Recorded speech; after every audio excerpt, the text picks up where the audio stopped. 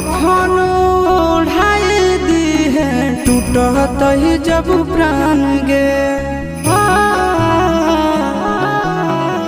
मरे घड़ी पनिया पिलाई दी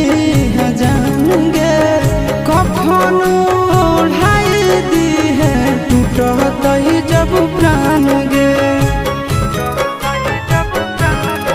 हगे हमारा से तोरा जाती प्यार होता भेंट सक छात कर लगे हगे सोनाया गावा हो भरती पा